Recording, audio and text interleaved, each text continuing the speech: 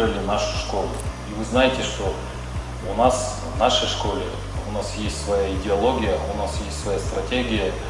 И основная идеология, которая лежит именно в нашей школе, это развитие новых лидеров. Вы знаете, что мы занимаемся каждым очень персонально.